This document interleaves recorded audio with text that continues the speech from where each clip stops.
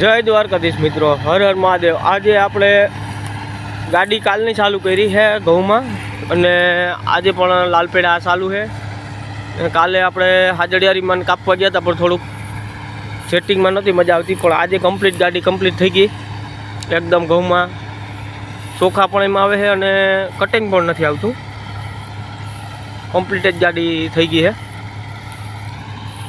હવે હું ઘઉંનો વિડીયો પણ કેટલા ચોખા આવે, આ થોડાક લીલા છે અને એકદમ ખળ છે, એકદમ ખળવાળા ઘઉં છે।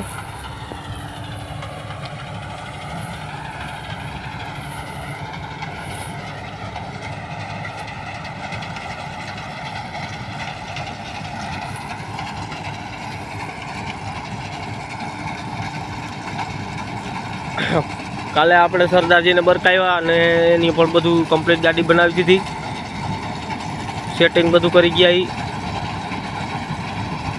અને થોડુંક કામ રહી ગયું હતું, આજની પણ બપોર પહેલાં કરી નાખ્યું।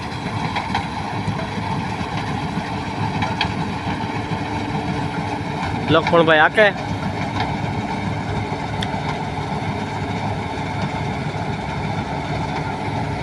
શાંતિથી એકદમ હાલે, આગળ પણ લોહી ઉડાડતી નથી।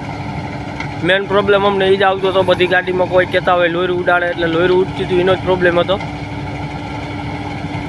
એ પણ આજે મેં બંધ કરી દીધો છે।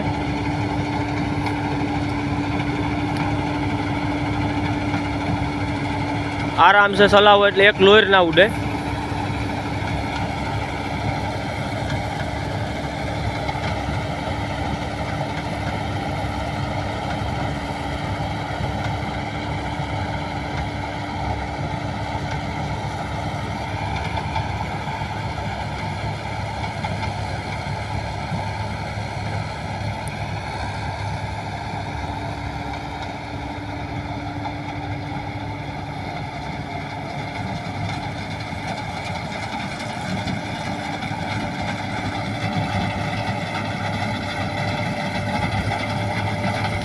આનાથી બીવાનું ના હોય, આમાં કંઈ હોય નહીં, આપણે ના લીધું હોય એટલે બીક લાગે, બાકી લઈ લીધા પછી કંઈ ના હોય। મેન સેટિંગ એમાં જ હોય, પણ બધા એમ કહેતા આનું સેટિંગ ના થાય, આનું સેટિંગ હાવ હેલા હોય, ખબર ના હોય ને એટલે આપણે એમ થાય કે ઓહો આમાં તો કંઈક આવે નવીન।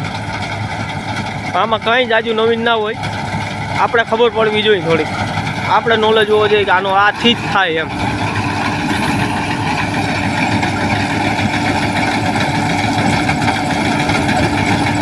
જોઈ લો, એક લોહી આગળ આવે નહીં।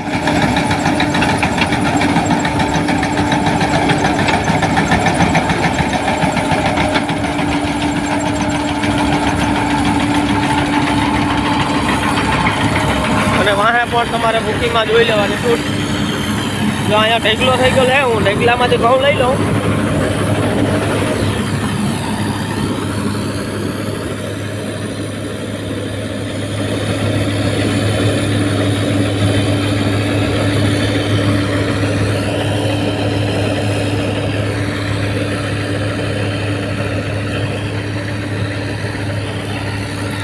થોડાક લીલા પડે છે, કાતરો છે, અને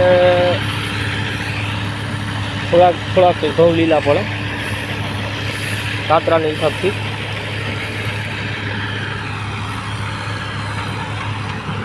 બધામાં કંઈ હોય નહીં, પણ આપણે એમ જોવું જરૂરી છે થોડુંક।